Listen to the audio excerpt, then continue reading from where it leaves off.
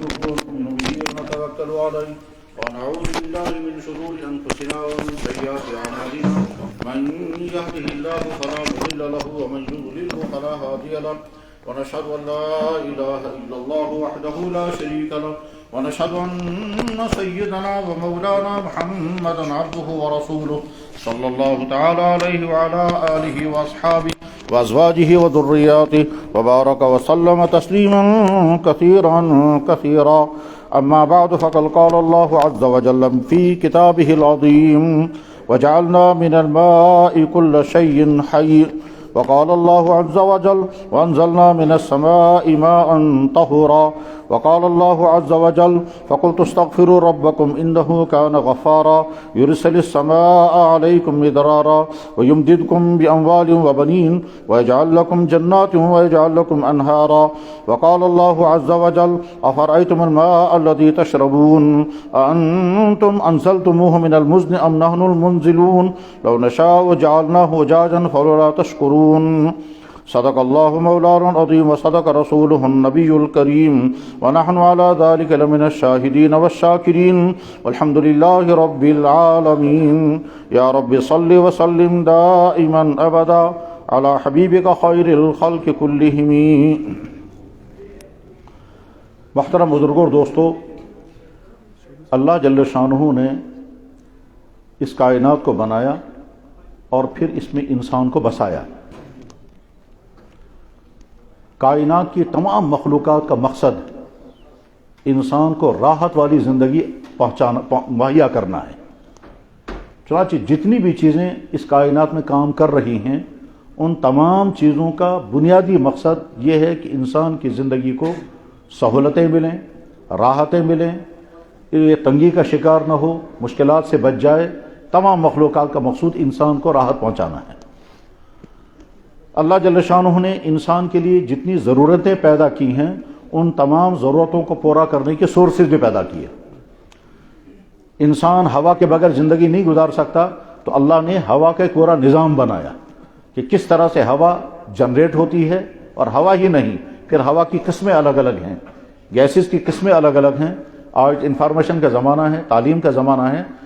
تمام لوگ جانتے ہیں، سکولوں میں پڑھایا جاتا ہے کہ آکسیجن، کاربن ڈائی آکسائڈ، کاربن مونو آکسائڈ اور اس طرح کی دوسری کتنی گیسیں ہیں. انسان کو سوٹ کرنے والی بلکہ انسان کی زندگی کو کھڑا رکھنے والی گیس آکسیجن ہے.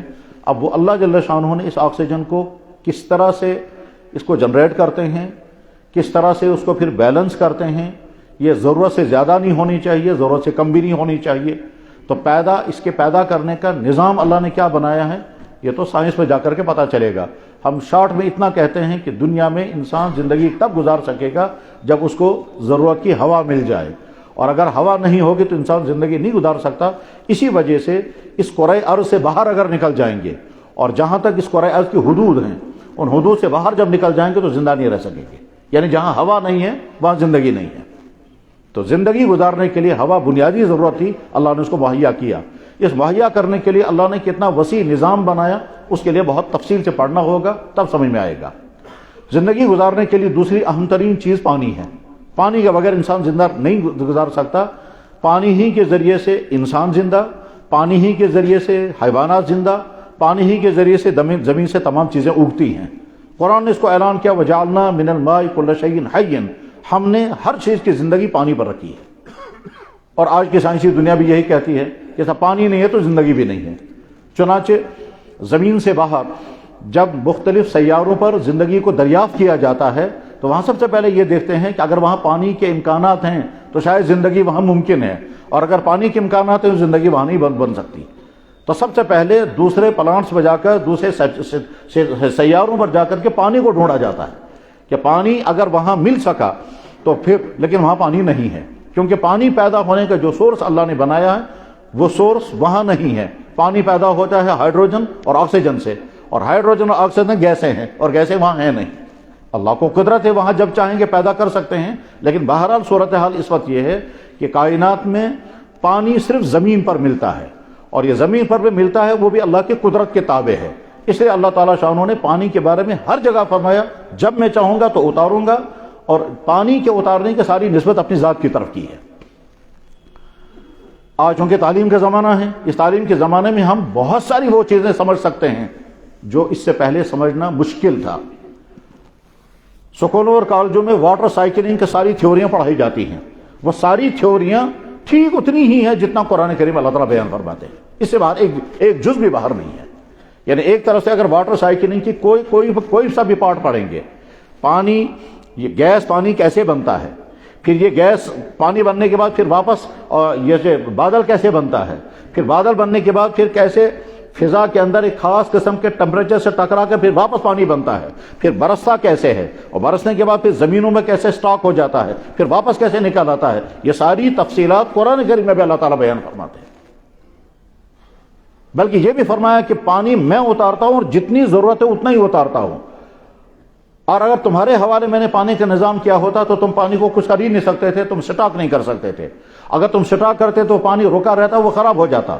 وما انتم لہ بخازنین اسقیناکم، میں تمہیں پلاتا ہوں، وما انتم لہ بخازنین، تم اس کو سٹاک نہیں کر سکتے تھے، تم اس کا خزانہ نہیں بنا سکتے تھے، کیونکہ تمہیں اولاً یہی معلوم نہیں تھا کہ زندگی میں پانی کتنا چاہیے، تو تم سٹاک کتنا کرتے، اور اگر تم کوئی اندازہ لگاتے کہ پانی پوری زندگی اتنا چاہیے تو سٹاک کر کے کہاں پر رکھتے، اور جب سٹاک کر کے رکھتے تو وہ پانی خراب ہو جاتا۔ تو اس لیے سارا وَأَنزَلْنَا بِقَدَر، میں خاص مقدار سے اتارتا رہتا ہوں تاکہ ان مخلوقات کی ساری ضرورت پوری ہو جائے۔ اللہ جل شانہ قرآن کریم میں پانی کو بطور نعمت کے بیان کرتے ہوئے یہ بھی کہتے ہیں أَفَرَأَيْتُم مَا تَشْرَبُونَ، کیا تم نہیں دیکھتے جو پانی تم پیتے ہو، أَأَنتُمْ أَنزَلْتُمُوهُ مِنَ الْمُزْنِ أَمْ نَحْنُ الْمُنزِلُونَ، تم نے اس کو بادلوں سے اتارا یا میں اتارتا ہوں، لَوْ نَشَاءُ جَعَلْنَاهُ أُجَاجًا فَلَوْلَا تَشْكُرُونَ، اگر میں پانی کو کڑوا بنا دوں گا، کھارا بنا دوں گا تو تم کتنا شکر کر پھر کیا کرو گے تم، یا میں سرے سے اتاروں گا ہی نہیں۔ اور ایک جگہ اللہ تعالیٰ شانہ فرماتے ہیں اگر میں پانی اتاروں گا اور زمین میں بہت گہرائی میں لے جاؤں گا اور بہت نیچے لے جاؤں گا، تم کیسے واپس چڑھا سکو گے؟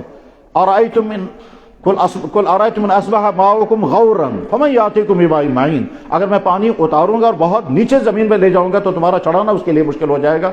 وہ پانی کو میں اتارتا بھی ہوں اور قطروں کی شکل میں اتارتا ہوں، اگر وہ نالوں کی شکل میں زمین پر آئے گا تو جو نیچے ہوگا وہ مر جائے گا، نیچے زمین میں تباہی مچ جائے گی، اگر وہ تو قطروں کی شکل میں پانی کو اتارتا ہوں میں، اور وہ قطرے بھی ٹھیک سیدھے نہیں آتے ہیں بلکہ ٹیڑھے ہو کر کے آتے ہیں۔ وہ ان کی سپیڈ جب آتی ہے تو اس سپیڈ میں خطرہ اس بات کا ہے کہ جو بھی نیچے آئے گا زخمی ہو جائے گا۔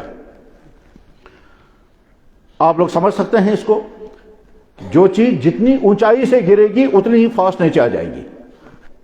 اگر ایک منزل اوپر سے ہم ایک اینٹ نیچے ڈالیں گے تو جو اس کے آنے کی رفتار ہوگی وہ کم ہوگی اس اینٹ کے مقابلے میں جو 2 منزل سے آئے گی، اور وہ والی اینٹ جو 2 منزل سے نیچے آ رہی ہے اس کی رفتار کم ہوگی اس اینٹ سے جو 3 منزل سے آئے گی، یعنی جتنی دور سے اوپر سے چل کر کے آئے گی اس کی رفتار بڑھتی جائے گی۔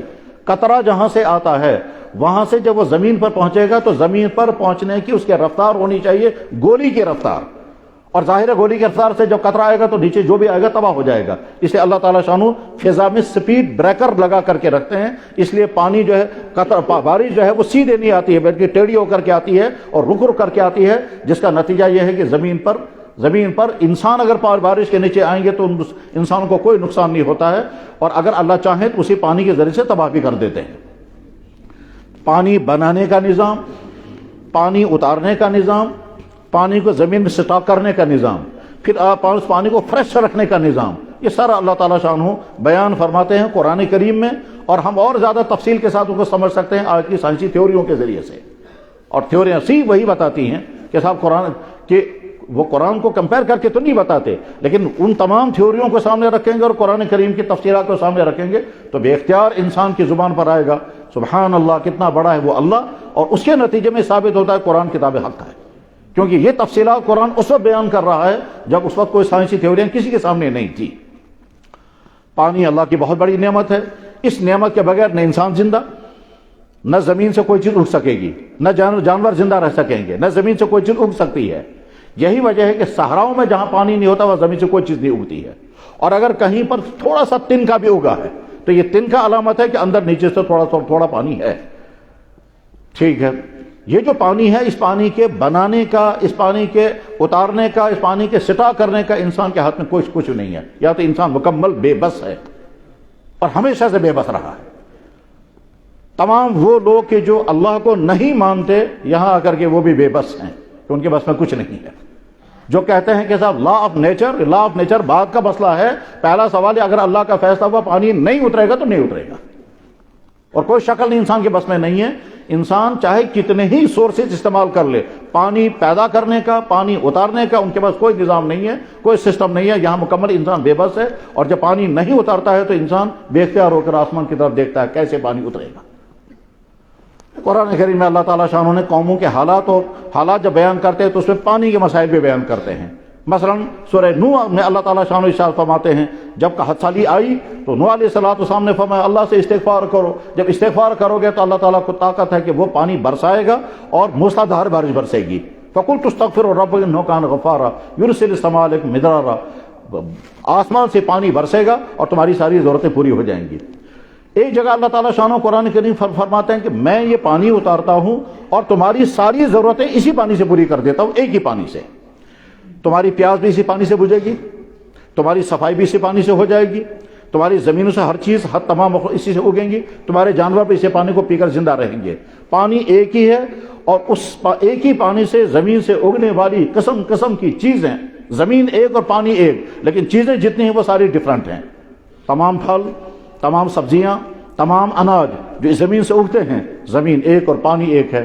اللہ تعالیٰ فرماتے ہیں یہ ساری چیزیں میں نے الگ الگ پیدا کی مگر پیچھے سے سورس ایک ہی میں نے رکھا ہے، زمین ایک اور پانی یسقا من ماء واحد، ایک ہی پانی سے میں اگاتا ہوں سب۔ مختلفاً الوانہ و مختلفاً اکلہ، تم یہ زمین سے اگنے والی ساری چیزوں کو دیکھو، ہر ایک کا رنگ الگ ہے، ہر ایک کی شیپیں الگ ہیں، ہر ایک کے ذائقے الگ ہیں، ہر ایک کے فائدے الگ ہیں، اور ہر ایک کے اگنے کے ترتیب بھی الگ الگ ہیں۔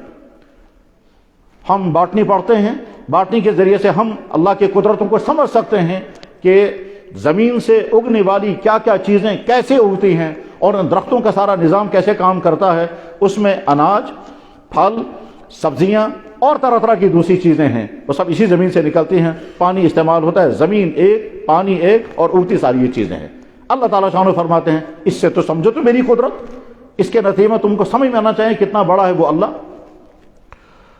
جانور زندہ ہیں اور جانوروں کے ذریعے سے انسانوں کو قسم قسم کے فائدے ملتے ہیں، دودھ، گوشت، اون، سواریاں، اور اس کے علاوہ بے شمار دوائیوں کے سورسز جانوروں کی باڈیوں سے نکلتے ہیں۔ جانوروں کے اندر سے کولاجن اور جیلاٹین نکلتا ہے جو تقریباً 500-700 دوائیوں میں استعمال ہوتا ہے، وہ سارا ان جانوروں سے نکلتا ہے۔ لیکن جانور تب زندہ ہیں جب ان کو گھاس ملے گی، اور گھاس تب ہے جب زمین پہ پانی ہوگا، پانی ہوگا تو گھاس اگے گی، گھاس اگے گی تو جانور کھائیں گے، جانور کھائیں گے تو اس کے بعد پھر ہماری ساری ضرورتیں پوری ہو جائیں گی۔ اللہ تعالیٰ قرآن کریم میں اس کو بے بیان فرماتے ہیں۔ اولم یروا انا خلقنا لهم مما عملت ایدینا انعاما، کیا تم غور نہیں کرتے یہ جو جانور میں نے اپنے ہاتھوں سے بنائے ہیں، فہم لها مالکون، تم ان کے مالک ہو، لکم فیہا منافع کثیر و مشارب، ان میں قسم قسم کی چیزیں ہیں جو تم کو ملتی ہیں، انہیں میں سے ایک دودھ ہے۔ تو دودھ پیدا کرنے والا جانور اللہ نے بنایا، اس کی باڈی کے اندر اتنا دودھ پیدا ہو جاتا ہے کہ اس کے بچے کی بھی ضرورت پوری ہو جاتی ہے اور ہم کو بھی دودھ ملتا ہے۔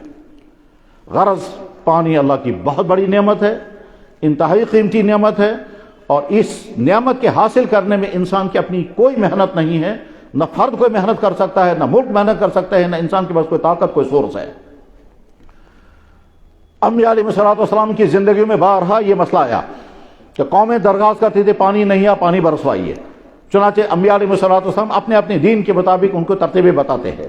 جناب رسول اللہ صلی اللہ علیہ وسلم کے مبارک زمانے میں بارہا پانی کی ضرورتیں پیش آتی رہی ہیں اور عجیب عجیب واقعات اس میں ہوئے ہیں۔ حسن اتفاق ہے، کل رات میں حدیث پڑھا رہا تھا، بخاری شریف کا سبق ہو رہا تھا، غزوہ حدیبیہ کا بیان تھا۔ حدیبیہ ایک بہت بڑا واقعہ ہوا ہے جو جناب رسول اللہ صلی اللہ علیہ وسلم کی سیرت مبارکہ کا ایک حیرت انگیز واقعہ ہے۔ اللہ کے نبی علیہ السلام مدینہ شریف سے مکہ مکرمہ عمرہ کرنے کے لیے تشریف لائے۔ مکہ مکرمہ کے قریب 15-20 کلومیٹر کے فاصلے پر جگہ ہے حدیبیہ، اس جگہ کو آج شمیسیہ کہتے ہیں۔ وہاں آپ علیہ السلام نے قیام کیا تاکہ مکے والے ہم کو راستہ دے دیں اور وہ جا کر عمرہ کریں، لیکن مکے والوں نے آنے نہیں دیا۔ بہرحال حدیبیہ کی تفصیلات الگ ہیں۔ جابر بن عبداللہ رضی اللہ عنہ بیان کرتے ہیں، بخاری میں حدیث ہے، جہاں حدیبیہ کا واقعہ ہے وہاں یہ حدیث موجود ہے۔ جابر بن عبداللہ رضی اللہ عنہ کہتے ہیں کہ حدیبیہ کے ان 15-20 دنوں میں جو بہت سارے واقعات پیش آئے، ان میں سے ایک واقعہ یہ پیش آیا کہ آپ کی خدمت میں درخواست کی گئی کہ یا رسول اللہ، آپ کے پاس ایک ڈول میں پانی تھا جس پہ آپ نے وضو کیا، ہمارے پاس نہ پانی ہے ہی نہیں، نہ پینے کا ہے نہ وضو کرنے کا ہے۔ تو آپ علیہ السلام نے اسی ڈول میں تھوڑا سا پانی کہیں منگوایا یا اس میں جو بچا ہوا تھا، ٹھیک، اس میں لعاب مبارک ڈالا اور لعاب مبارک ڈالنے کے بعد پھر فرمایا وہ جو خشک کنواں ہے اس کنویں میں پانی ڈال دو۔ چنانچہ ایک واقعہ تو یہ ہے۔ دوسرا واقعہ، آپ علیہ السلام نے ڈول منگوایا اور ڈول منگوانے کے بعد پھر اس میں اپنی انگلی ڈال دی، اپنا دستے مبارک ڈال دیا، دستے مبارک اندر ڈال دیا تو جابر ابن عبداللہ رضی اللہ تعالیٰ عنہ کہتے ہیں فرأینا ان الماء ينبع من بین اصابعہ، ہم نے دیکھا کہ آپ کی انگلیوں کے درمیان سے پانی اس طرح نکلنے لگا جیسے چشمے پانی نکلتا ہے۔ جابر بن عبداللہ سے ان کے شاگرد نے پوچھا آپ لوگ کتنے تھے جن کی پانی کی ضرورت پوری ہوئی؟ انہوں نے کہا کہ ہم اس وقت 1500 آدمی تھے، ویسے اگر ہم 1,00,000 آدمی ہوتے تو پانی کی ضرورت پوری ہو جاتی۔ بخاری شریف میں نے واقعہ حوالہ بتا دیا، غزوہ حدیبیہ کا بیان جہاں وہاں یہ حدیث موجود ہے۔ دوسری حدیث، جناب رسول اللہ صلی اللہ علیہ وسلم عمرہ کرنے کے لیے جیرانہ تشریف فرماتے۔ جیرانہ میں بہت سارے واقعات پیش آئے ہیں۔ جیرانہ مکہ مکرمہ سے تقریباً 15-20 کلومیٹر کے فاصلے پر آج بھی جب لوگ عمرہ کرتے ہیں تو جیرانہ سے عمرہ بکثرت ہوا کرتا ہے۔ جیرانہ کے مقام پر اللہ کے نبی علیہ السلام ہیں، تقریباً 12,000 صحابہ آپ کے ساتھ تھے اور 6-7 ہزار غیر مسلم بھی تھے، اور جانور بہت بڑی تعداد میں تھے، اور پانی نہیں تھا، پانی ختم ہو چکا تھا۔ تو عرض کیا گیا یا رسول اللہ پانی ختم ہو چکا ہے۔ آپ نے فرمایا کسی کٹورے میں کسی رکوہ میں کہیں سے تھوڑا پانی لاؤ، چنانچہ پانی لایا گیا۔ اس کے بعد آپ نے اپنے دہنے مبارک میں تھوڑا سا پانی لیا، پھر واپس اس میں ڈال دیا، اور اس کے بعد پھر اپنا دستے مبارک بھی اس میں ڈالا، اور کچھ روایتوں میں آتا ہے کہ آپ نے پورا وضو کر کے وہ پانی اسی میں ڈال دیا، اور اس کے بعد فرمایا جہاں وہ پانی کا کنواں تھا وہ خشک ہو گیا ہے اس میں یہ پانی ڈال دو۔ چنانچہ یہ پانی اس میں ڈالا گیا۔ تھوڑی دیر کے لیے رکے، تمام صحابہ دیکھ رہے تھے، تھوڑی دیر کے لیے رکے تو نیچے سے پانی آنے لگا، اور پانی اس طرح سے آیا جیسے مین پائی پھٹ جائے اور نیچے سے جوش مار کر کے پانی آنے لگے، اس طرح سے پانی آنے لگا، اور آج تک وہ پانی چالو ہے۔ اس وقت میں جو لوگ جیرانہ جاتے ہیں اس کنویں پر کور کیا گیا ہے، اس پہ تالا لگا ہوا ہے، دروازہ بھی ہے اور پانی موجود ہے۔ حسن اتفاق ایک دفعہ میری جب حاضری ہوئی ہے جیرانہ کے مقام پر تو وہاں جو ہی ہم گاڑی سے اترے سامنے پولیس والے کھڑے تھے، میں نے انہیں سلام کیا، انہوں نے جواب دیا، تو میں نے ان سے کہا بیر موجود، کنواں ہے؟ اس نے یہ نہیں پوچھا کون سا کنواں، وہ فوراً سمجھ گیا یہ کون سا کنواں پوچھ رہے ہیں۔ انہوں نے کہا نام موجود۔ میں نے کہا فیہ مویا موجود، اس میں پانی موجود ہے؟ کہنے لگا نام موجود ولیکن مغلق، کہتا ہے پانی تو موجود ہے مگر اس میں تالا لگا ہوا ہے۔ تالا کیوں لگا ہوا ہے وہ کوئی انتظامی مسئلہ ہے، لیکن عرض کرنے کا منشا یہ ہے کہ آج بھی وہ کنواں موجود ہے، اور اس کنویں میں وہ پانی اس وقت بھی نکل رہا ہے جو اللہ کے نبی علیہ السلام کے معجزے کے ذریعے سے پانی نمودار ہوا تھا۔ جب جناب رسول اللہ صلی اللہ علیہ وسلم غزوہ بدر کے لیے روانہ ہوئے تھے، مدینہ شریف سے بدر کے لیے روانہ ہوئے تو راستے میں مقام روحہ آیا، وہاں پانی کا کنواں تھا لیکن وہ کھارا تھا۔ صحابہ کرام نے عرض کیا یا رسول اللہ پانی ہے مگر کھارا پانی ہے۔ آپ علیہ السلام نے پانی تھوڑا سا منگوایا، اس پر لعاب مارا ڈالا، اور اس کے بعد پھر اس کو کھارے کنویں میں پانی ڈال دیا گیا۔ آج تک وہ پانی میٹھا ہے، اور وہ پانی آج تک بھی چل رہا ہے، اور بے شمار لوگ اس پانی کو پیتے ہیں، بے شمار بیماروں کو شفا بھی اللہ تعالیٰ شان عطا فرماتے ہیں، بلکہ وہاں بہت سارے لوگ اب اس پانی کا نام ہی رکھتے ہیں بیر شفا، شفا والا پانی والا کنواں ہے۔ غرض یہ کہ جناب رسول اللہ صلی اللہ علیہ وسلم کے مبارک حیات میں بارہا اس طرح کے واقعات پیش ہے، جیسا میں نے ابھی عرض کیا۔ جابر بن عبداللہ رضی اللہ تعالیٰ عنہ بیان کرتے ہیں کہ حدیبیہ کے مقام پر اللہ کے نبی علیہ السلام کی مبارک انگلیوں سے پانی جاری ہوا، اور 1500 آدمیوں کی وضو کی اور پینے کی ضرورتیں پوری ہوئی، بلکہ ایک لفظ وہاں یہ بھی ہے کہ ہماری جانور کی ضرورت بھی پوری ہو گئی اسی پانی سے۔ پھر جب پوچھنے والے نے پوچھا کہ آپ لوگوں کی تعداد کتنی تھی، کتنے افراد تھے آپ، تو انہوں نے کہا یہ کیوں پوچھتے ہو تم کتنے افراد تھے؟ وَلَوْ كُنَّا مِئَةَ أَلْفٍ لَكَفَانَا، اگر 1,00,000 آدمی ہم ہوتے تو وہ پانی ہمارے لیے کافی ہو جاتا، اس انداز سے پانی آ رہا تھا۔ ویسے ہم 1500 آدمی تھے۔ حدیبیہ میں جناب رسول اللہ صلی اللہ علیہ وسلم کے ساتھ کتنے افراد تھے؟ حدیث کی کچھ کتابوں بخاری میں ایک جگہ پر 1400 ہیں، ایک جگہ میں 1500 ہیں، ایک جگہ پر 1300 ہیں۔ یہ تعدادیں الگ الگ کیوں ہیں؟ یہ عوام کا مسئلہ نہیں ہے، یہ تو علمی بحث ہے کہ یہ تعداد کم زیادہ کیوں ہو رہی ہے، اور نقل کرنے والے کم زیادہ تعداد کیوں بیان کرتے ہیں، اس کی وجوہات اور بڑی معقول وجوہات ہوتی ہے۔ لیکن اس حدیث میں جابر بن عبداللہ رضی اللہ تعالیٰ کہتے ہیں 1500 آدمی تھے، اور اللہ کے نبی علیہ السلام کی مبارک انگلیوں سے جو پانی جاری ہوا تھا اسے ہماری 1500 کی ضرورت پوری ہوئی۔ پانی اللہ کی نعمت ہے، اور جب یہ نہیں ملے گی تو انسان کیا کریں گے؟ ظاہر ہے جناب رسول اکرم صلی اللہ علیہ وسلم اپنے معجزات کے ذریعے سے اگر وقتاً فوقتاً ان لوگوں کی ضرورت پوری کرتے رہے، لیکن معجزات تو بعد کے لیے نہیں ہے، اس لیے بعد کے لوگوں کے لیے مسئلہ ہے کہ اگر پانی نہیں ہوگا تو کیا کریں گے اس وقت لوگ۔ چنانچہ जनाब रसूलुल्लाह सल्लल्लाहु अलैहि वसल्लम जुमे की नमाज पढ़ा रहे थे, मिंबर पर खड़े हैं और खुतबा स्टार्ट हो चुका है, दरमियान से एक आदमी खड़ा हो गया। उन्होंने कहा या रसूल अल्लाह हलकतिल अमवाल वनकातिस सुबुल, या रसूल अल्लाह पानी नहीं उतर रहा है, बारिश नहीं है, माल बर्बाद हो रहे हैं, इंसान प्यासे मर रहे हैं, जमीनें खुश्क हो गई हैं, चलना फिरना मुश्किल हो गया है। जिन रास्तों से हम चलते थे रास्ते में कहीं पानी होता था, रास्तों में पानी नहीं है तो चलना फिरना बंद हो गया है। हम कहीं जाना चाहते हैं, इतना पानी नहीं है जो साथ ले सके, रास्तों में भी पानी नहीं मिल रहा है, तो तबाही मच गई। फदुल्लाह, अल्लाह से दुआ करें। तो जनाब रसूलुल्लाह सल्लल्लाहु अलैहि वसल्लम ने उसी खुतबे में दुआ शुरू कर दी। तमाम सहाबा बैठे हैं और अल्लाह के नबी सल्लल्लाहु अलैहि वसल्लम दुआ कर रहे हैं। जनाब दुआ चल रही है और बारिश बरसने शुरू हो गई। साहबी कहते हैं मा राइना फिस समाए कज़अतन मिन सहाबिन, हमने तो आसमान में उससे पहले कोई बादल देखा ही नहीं था। तो कहते हैं सिला की पहाड़ी से, मदीना शरीफ में एक छोटी पहाड़ी है सिला, आज भी है वो पहाड़ी, कहता सिला की पहाड़ी से बादल का एक टुकड़ा नुमदार हुआ, और बादल का टुकड़ा नुमदार हुआ मिस्ल तुर्स, तुर्स के बराबर। यानी आप समझें कि जितनी बड़ी तसला जितना बड़ा होता है, या तो आप समझ सकेंगे बर्ड जितना बर्ड, इतना बड़ा बादल का टुकड़ा नुमदार हुआ। ये बादल का टुकड़ा ऊपर आया और ऊपर आने पर फैल गया, और फैलने के बाद बरसना शुरू हो गया। अल्लाह के नबी अलैहि सलाम वहीं खुतबा दे रहे हैं और पानी के कतरे यहां से गिरने लगे। इसी बारिश की हालत में ही नमाज जुमा अदा हुई। बारिश की हालत में लोग अपने घरों को पहुंचे और भीगते हुए पहुंचे। एक हफ्ते तक लगातार बारिश बरसती रही, बारिश बरस रही है। अगला जुमा है, जनाब रसूलुल्लाह सल्लल्लाहु अलैहि वसल्लम खुतबे के लिए खड़े हो गए। जो ही आप खड़े हो गए तो वो साहबी खड़ा हो गया, या तो वही साहबी खड़ा हो गया या दूसरा कोई साहबी। लेकिन बुखारी में हदीस है, बाबुल इस्तिस्का में इमाम बुखारी रहमतुल्लाह ताला ने तमाम हदीस की किताबों में बारिश उतारने के लिए दुआ पढ़ने या दुआ करने और नमाज पढ़ने का जो तस्करा है उसको कहते हैं अबवाबुल इस्तिस्का या सलात इस्तिस्का। इस्तिस्का का लफ्ज़ कुरान करीम में भी है।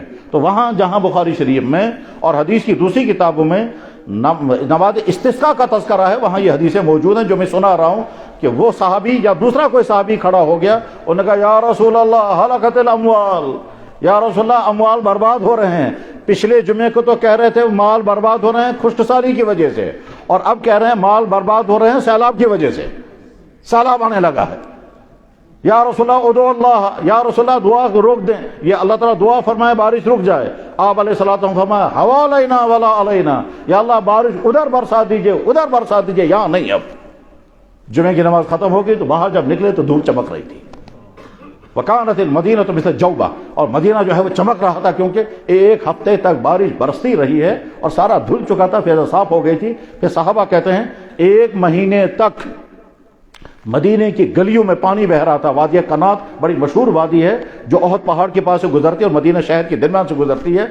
आज भी वो उस वादी के कुछ आसार मौजूद हैं। तो एक महीने तक वादी कनात में पानी बहता रहा और समझते रहे कि सब चारों तरफ से लोग आकर कहते थे बहुत बारिश हो गई, बहुत बारिश हो गई। ये जनाब रसूलुल्लाह सल्लल्लाहु अलैहि वसल्लम के मुबारक ज़माने में वाक़या पेश आया और हदीस की तमाम किताबों में मौजूद है। ज़ाहिर है अल्लाह के नबी अलैहिस्सलातु वस्सलाम ने दुआ फरमाई और उसी वक्त बारिश शुरू हो गई और उसके नतीजे में मदीना सैराब हो गया। तब उम्मत के लिए क्या पैगाम है? तो जवाब है उम्मत के लिए पैगाम यह है कि जब तुम्हें कभी इस तरह की मुश्किल सामने पेश आ जाए तो वही तरीका इख्तियार करो जो जनाब रसूलुल्लाह सल्लल्लाहु अलैहि वसल्लम ने इख्तियार किया था और हज़रत सहाबा किराम ने भी किया था। चुनांचे हज़रत फारूक आज़म रज़ियल्लाहु ताला अन्हु ने अपने ज़माने में नमाज इस्तिस्का पढ़ाई। हज़रत अब्दुल्लाह इब्न अब्बास रज़ियल्लाहु ताला अन्हु नमाज इस्तिस्का का तज़किरा करते हैं। और दुनिया में जहां भी मुसलमानों को जब ये सूरत हाल पेश आती है कि बारिश नहीं होती और बारिश न होने के नतीजे में मुश्किल तरीन खतरात पैदा हो जाते हैं और वाक़अतन वो खतरात जब आ जाते हैं तो उस वक्त इंसान को पता चलता है कैसी मुश्किल है। आप थोड़ा सा तसव्वुर करें, अगर इस मौसम सरमा में बर्फ़ नहीं गिरी और उसके नतीजे में अगला जब बहार का मौसम आ जाएगा, उस बहार के मौसम में यहाँ की ज़मीनों को जितना पानी चाहिए वो नहीं मिलेगा और यहाँ की ज़मीनों को तो हो सकता है यहाँ की झीलों का पानी से कुछ ना कुछ शराबी मिल जाए, ठीक है, लेकिन वो झीलें भी ख़त्म हो जाएंगी। झीलों के पास जो पानी आता है वो पहाड़ों से आता है और पहाड़ों का पानी जो है वो बर्फ़ का पिघला हुआ पानी होता है और उसका नतीजा ये निकलेगा खुद यहाँ और यहाँ का ये पानी जो आगे हमारे पड़ोसी मुल्कों में पहुँचते हैं उन तमाम में कहत सारी आ जाएगी। वैसे अल्लाह को ताकत है, जब पानी चाहे बारिश रोक देंगे और फिर इंसान बिलखते रहेंगे, कुछ नहीं करेंगे, कुछ कर नहीं सकेंगे क्योंकि इंसान के बस में कुछ नहीं है। تو جب پانی رک جاتا ہے اور انسان مایوسی کا شکار ہو جاتا ہے تو ہمارا دین ہمیں ترغیب دیتا ہے کہ اللہ کی طرف رجوع ہو جاؤ، اللہ سے معافی مانگو، استغفار کرو، توبہ کرو، نماز استسقاء پڑھو، اور نماز استسقاء کے نتیجے میں اللہ تعالیٰ شانہ کی رحمت جب جوش میں آ جائے گی تو بارش برستی ہے۔ چنانچہ امت 1400 سال کی تاریخ میں امت کے ہزاروں تجربات ہیں کہ خشک سالی پیدا ہوئی، نماز استسقاء پڑھی گئی، لوگ بھیگتے ہوئے واپس آئے۔ مجھے خود یاد ہے، ہم دیوبند میں تھے، میں اس زمانے میں نابالغ تھا اور درجہ حفظ میں قرآن کریم حفظ کر رہا تھا۔ دیوبند میں اعلان ہو گیا کہ صاحب نماز استسقاء پڑھی جائے گی، اور دیوبند کی عیدگاہ میں نماز استسقاء پڑھنے کا اعلان ہوا۔ اس زمانے میں دیوبند میں حضرت مولانا قاری محمد طیب صاحب رحمہ اللہ تعالیٰ محتمم تھے، جو دارالعلوم دیوبند کے بانی مولانا قاسم نانوتوی کے پوتے تھے، اور حضرت مولانا انور شاہ صاحب کے شاگرد خاص تھے۔ حضرت مولانا قاری طیب صاحب یہاں کشمیر میں تشریف لائے ہیں، تو حضرت مولانا قاری طیب صاحب رحمہ اللہ تعالیٰ کو نماز استسقاء پڑھانی تھی۔ ہم چھوٹے بچے تھے، ہم بھی بچوں کے ساتھ چلے گئے۔ چنانچہ عیدگاہ کے اندر نماز استسقاء ہوئی، نماز استسقاء کے بعد وہاں دعا ہوئی، اور دعا کے بعد جب واپس چل رہے تھے تمام لوگ بھیگتے دوڑ رہے تھے۔ مجھے بھی یاد ہے اس وقت کہ میں بھیگتا ہوا جب واپس اپنے کمرے میں پہنچا تو دوسرے میرے پاس کپڑے نہیں تھے، تو میں مشکلات کا شکار ہو گیا تھا۔ گویا برستی ہوئی بارش میں واپس آئے، نماز استسقاء کا فوراً اللہ تعالیٰ شاہ نے نتیجہ نکال دیا۔ یہاں کشمیر میں ہم نے ایک مرتبہ نماز استسقاء پڑھی، اسی طرح سے قحط سالی کی بنا پر بڑی پریشانیاں تھیں، تو ہم نے نماز استسقاء پڑھی تو 24 گھنٹے کے بعد بارش ہوئی تھی۔ اگر نماز استسقاء پڑھنے کے باوجود بھی بارش نہ ہو تو جواب یہ ہے کہ یہ علامت اس بات کی ہوتی ہے کہ اللہ تعالیٰ شانہ چاہتے ہیں میرے بندے اور میرے ساتھ متوجہ ہو جائیں، اور یا پھر اللہ تعالیٰ شانہ کی طرف سے گویا خاموش زبان میں بتایا جاتا ہے کہ جتنے بندے میری طرف متوجہ ہوئے ان سے زیادہ لوگ مجھ سے دور ہیں، تو جو مجھ سے دور ہیں ان کی وجہ سے میں بارش نہیں برساؤں گا، اس لیے بارش رک جاتی ہے۔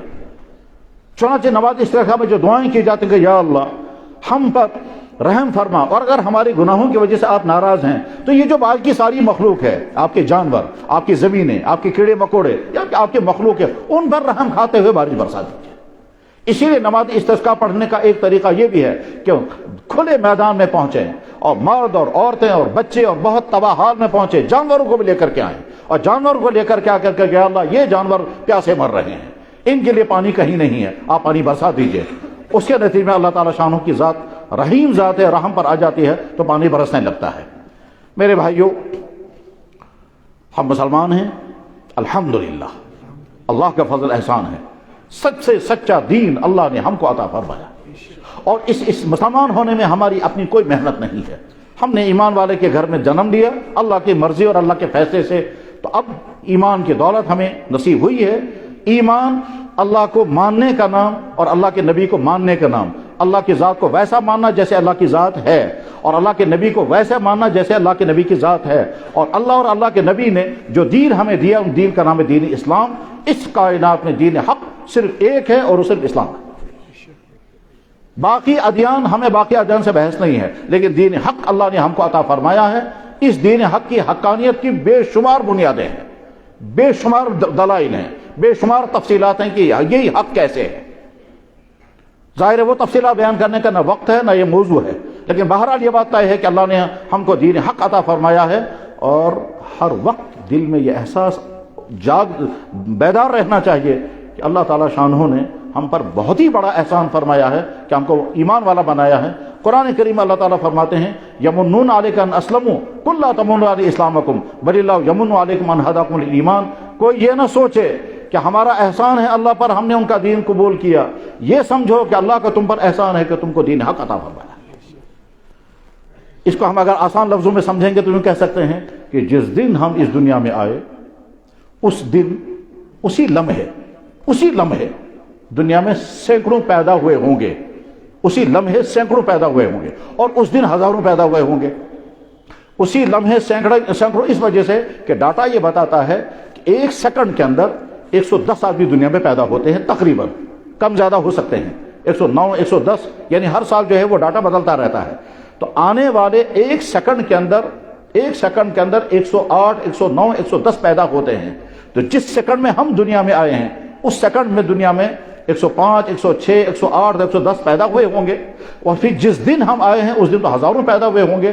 اللہ کو طاقت یہ تھی کہ ہم کو کسی ایسے گھر میں پیدا کر دیتا جس گھر میں ایمان نہیں تھا، اور اس گھر میں جو بچہ پیدا ہوا وہ میرے گھر میں پیدا ہوا ہوتا۔ لیکن اللہ نے احسان فرمایا، ہم کو ایمان والے کے گھر میں پیدا کیا، الحمدللہ رب العالمین۔ ایمان والوں کا یقین ہے کہ اس کائنات میں سارے فیصلے اللہ کے فیصلے سے، اس کائنات میں جو کچھ ہوتا ہے اللہ کے فیصلوں سے ہوتا ہے۔ بارش رکتی ہے تو اللہ کے فیصلوں سے، بارش اترتی ہے تو اللہ کے فیصلوں سے۔ جب چاہیں گے اللہ تعالیٰ بارش اتاریں گے، اور نہیں چاہیں گے تو دنیا کے انسان کچھ بھی کرے، اللہ نہیں مانگتے فیصلہ۔ جب اللہ تعالیٰ شاہ فیصلہ فرماتے ہیں بارش اتارنے کا تو تمام سورسز حرکت میں آ جائیں گے، وہ تمام سورسز حرکت میں آ جائیں گے، اور قدم بقدم پر بارش اترنے تک جو کچھ ہوتا ہے وہ سارا حرکت میں آ جائے گا۔ اس کے بعد پھر محکمہ موسمیات بیچ میں آ کر کہتا ہے اگلے 24 گھنٹوں میں بارش اترنے والی ہے، تو یہ تو اتارتا تو اللہ ہے، اعلان یہ کرتے ہیں۔ اس میں پریشان نہیں ہونا ہوتا کہ صاحب محکمہ موسمیات والوں نے کہہ دیا تو اب کیا، تو محکمہ موسمیات صرف انفارم کرتا ہے کیا ہونے والا ہے، کیوں ہونے والا ہے وہ تو اللہ کے فیصلے کے مطابق ہے۔ ماں کے پیٹ میں بچہ ہے، الٹرا ساؤنڈ نے بتا دیا لڑکا ہے یا لڑکی ہے، لوگ کہنے لگے صاحب یہ تو الٹرا ساؤنڈ نے بتا دیا لڑکا ہے یا لڑکی ہے، تو اب کیا ہوگا؟ کچھ نہیں ہوگا۔ لڑکا کب ہوگا، لڑکی کب ہوگی، اللہ کے فیصلے کتابیں ہیں۔ کروموزوم کی تھیوریاں ساری ہم نے پڑھی ہیں، اور کروموزوم کی تھیوری کے نتیجے میں وائی ایکس اور ڈبل ایکس کب کام کرے گا یہ اللہ کے فیصلے کتابیں ہے۔ لیکن جب بچہ بن گیا، لڑکا بنا یا لڑکی، اب ہم نے الٹرا ساؤنڈ سے دیکھا تو جی ہاں لڑکا بن رہا ہے، ہم نے انہوں نے کہا جی لڑکا بن، تو محکمہ موسمیات خبر دیتا ہے کیا ہونے والا ہے، وہ جو ہونے والا ہے وہ اللہ کے فیصلے سے ہوتا ہے۔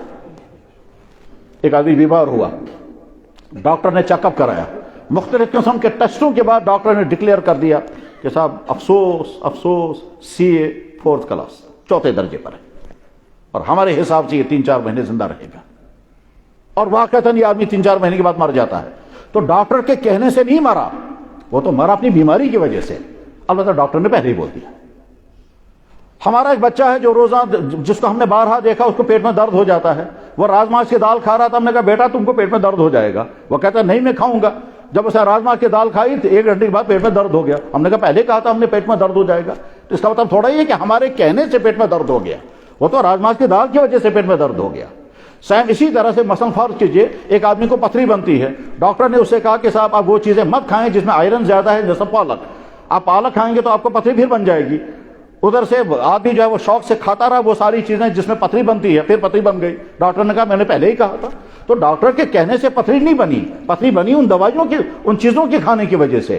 تو کسی چیز کے ہونے کی وجہ جو ہے وہ اللہ کا فیصلہ ہوتا ہے، اور اس لیے محکمہ موسمیات والے کہتے ہیں بارش ہوگی، ہو بھی جاتی ہے اور نہیں بھی ہو جاتی ہے، اکثر صحیح ہو جاتی ہے ان کی خبر۔ یہ نہیں ہے صاحب انہوں نے غیب کہاں سے معلوم کیا، یہ غیب کی بات نہیں ہے، یہ غیب کی بات نہیں ہے، یہ تو تجربات، انسانی تجربات ہیں، میڈیکل سائنس کے تجربات کے نتیجے میں رزلٹ سامنے آتا اور صحیح ہوتا ہے۔ محکمہ موسمیات کے تجربات کے نتیجے میں ہم بھی وہ سارے فارمولے پڑھیں گے، ہم بھی کہیں گے، یہ کوئی انوکھی چیز نہیں کہ ان کے پاس کوئی اور خاص چیز ہے وہ ہمارے پاس نہیں ہے، وہ سارے فارمولے محکمہ موسمیات جو فارمولے سامنے رکھ کر کے بیان کرتے ہیں وہ فارمولے ہم بھی پڑھیں گے، ہم بھی بتائیں گے 24 گھنٹے کے اندر آگے کیا ہوگا، کبھی فارمولے صحیح ہو جائیں گے، کبھی فارمولے غلط ہو جائیں گے۔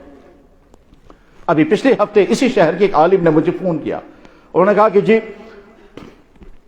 ہماری اہلیہ پریگننٹ تھی،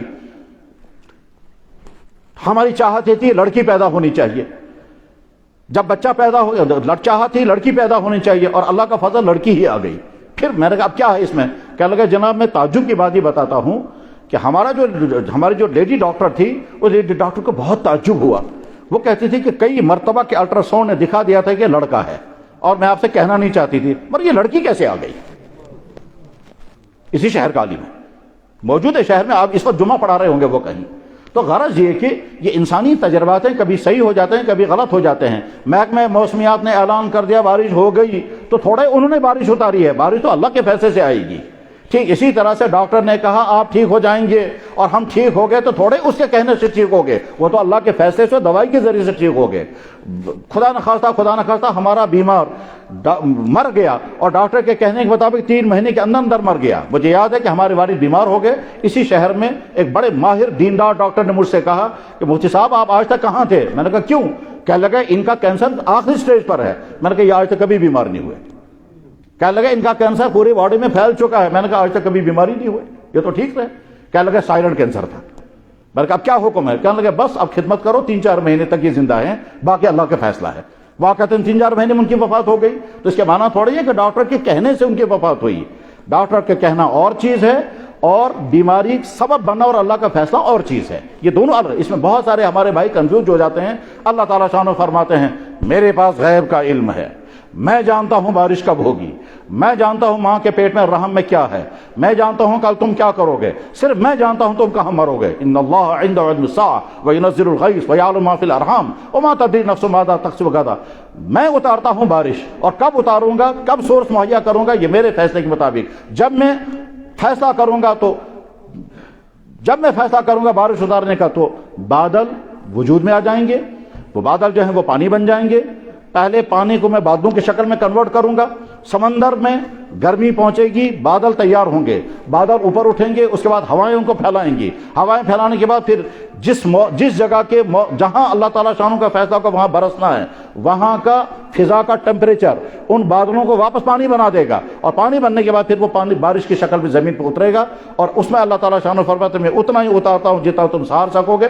البتہ اسی پانی کو میں جب چاہوں گا تو سیلاب بنا دوں گا، تباہ کر دوں گا، جیسے کہ قوم نوح کو برباد کر دیا تھا، نیچے سے بھی پانی آیا، اوپر سے بھی پانی آیا۔ ہمارے دین نے ہم کو نماز استسقاء عطا کی ہے۔ نماز استسقاء کی تفصیلات قرآن کریم میں تو نہیں ہے، نماز قرآن کریم میں صرف اتنا ہے وَإِذِ اسْتَسْقَىٰ مُوسَىٰ لِقَوْمِهِ، موسیٰ علیہ السلام نے اپنی قوم کے لیے استسقاء کیا، پانی مانگا۔ اللہ نے فرمایا جاؤ پتھر پر ڈنڈا مارو، اس میں سے 12 چشمے نکلیں گے۔ چنانچہ پتھر کو ڈنڈا مارا، 12 چشمے نکلے اور پانی قوم نے پیا۔ قرآن کریم میں موجود ہے، تورات میں بھی ہے۔ باقی نبیوں کی خدمتوں میں ان کی قوموں نے پانی کی درخواستیں کی، نبیوں نے دعائیں کی، پانی اترا۔ کبھی فرمایا جب تم ایمان قبول کرو گے تو پانی اترے گا۔ جناب رسول اللہ صلی اللہ علیہ وسلم کی مبارک زندگی میں پانی کی ضرورتیں پیش آئی تو آپ کے معجزات کے ذریعے سے پانی نکلا، کہیں تو کنویں کے ذریعے سے پانی نکلا، کبھی کھارا پانی میٹھا ہو گیا، اور کہیں آپ کی دعاؤں کے ذریعے سے پانی برسا۔ بعد کی امت کو نماز استسقاء عطا کی گئی ہے، وہی انشاءاللہ نماز استسقاء ہم نماز کے بعد پڑھیں گے۔ نماز استسقاء کا پڑھنے سے پہلے میں تھوڑا سا مختصر سے تعارف کراؤں گا، نماز استسقاء کیا ہوتی ہے، کس طرح پڑھی جاتی ہے، اور اس کے بعد پھر کس طرح سے دعائیں کی جاتی ہیں۔ یہی آج کا ہمارا موضوع تھا۔ خلاصہ کنکلوڈ کرتے ہوئے میں عرض کرتا ہوں الحمدللہ ہم ایمان والے ہیں۔ اس کائنات میں جو کچھ ہوتا ہے اللہ کے فیصلوں سے ہوتا ہے۔ دھوپ نکلتی ہے تو اللہ کے فیصلوں سے، پانی برستا ہے تو اللہ کے فیصلوں سے، ہوا ہے تو اللہ کے فیصلوں سے۔ یہ چیزیں جو اللہ نے پیدا کی ہیں، اللہ انہی چیزوں کو مخلوقات کے زندہ رہنے کا ذریعہ بناتے ہیں، اور انہی چیزوں کو کبھی کبھی مخلوقات کو برباد کرنے کا ذریعہ بھی بناتے ہیں۔ ہمیں دھوپ بھی چاہیے، دھوپ بیلنسڈ ہوگی تو ہماری ضرورت پوری ہوگی، ضرورت سے زیادہ ہوگی تو لوگ جلیں گے۔ ہمیں پانی بھی چاہیے لیکن بیلنسڈ، اگر پانی کم ہوگا تو قحط سالی آئے گی، زیادہ ہوگا تو طوفان آئے گا۔ یعنی اللہ اسی مخلوق کو بیلنس کے ساتھ استعمال کرتے ہیں تو مخلوقات کو نفع ملتا ہے، اور اسی مخلوق کو امبیلنس کریں گے، ہوا زیادہ ہو جائے گی تو طوفان، اور ہوا رک جائے گی تو آکسیجن بند ہو جائے گا۔ بیلنس کے ساتھ چلاتے ہیں۔ پانی زیادہ ہو جائے گا تو طوفان، رک جائے گا تو قحط سالی۔ اللہ بیلنس کے ساتھ اتارتے ہیں۔ اللہ جل شانہ مخلوقات کے ساتھ وہی رویہ برتتے ہیں جس کے مخلوقات کو ضرورت ہے۔ قرآن کریم میں جگہ جگہ اللہ تعالیٰ فرماتے ہیں میں ہوں جو تمہارے لیے پانی اتارتا ہوں، میں ہوں جو پانی میں زمین میں جذب کرتا ہوں، میں ہوں جو پانی سے زمین کو واپس نکالتا ہوں، پھر میں ہوں جس سے تم کو سیراب کرتا ہوں، تمہاری زمین کو سیراب کرتا ہوں، لہذا مجھے مانو۔ افرأیتم ما تشربون، دیکھو نہ ذرا جو تم پانی پیتے ہو میں نے اتارا ہے۔ اس لیے پانی پینے سے پہلے بھی اللہ کو یاد کرنا ہوتا ہے، پانی پینے کے بعد بھی اللہ کو یاد کرنا ہوتا ہے۔ ہم نماز کے بعد دعا کریں گے، اللہ تعالیٰ شان و رحمت والے ہیں، رحمت جوش میں آ جائے گی تو بارش برسے گی اور برف اترے گی، اور انشاءاللہ مخلوقات کی ضرورت پوری ہوگی۔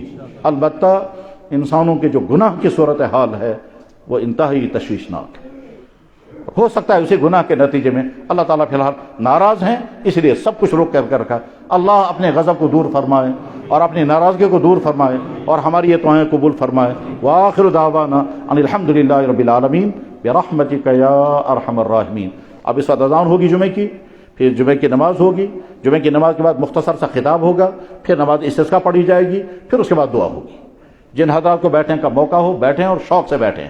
نماز استسقاء صرف اسلام میں، نماز کسوف صرف اسلام میں، سورج گرہن کی نماز صرف اسلام میں اور کسی مذہب میں نہیں ہے۔ ہمارے مذہب کے بے شمار امتیازات میں سے ایک امتیاز یہی ہے۔ اللہ اپنے مذہب حق کی حقانیت کو پہچانے اور سمجھنے کی ہمیں توفیق عطا فرمائے۔ وآخر دعوانا الحمدللہ رب العالمین۔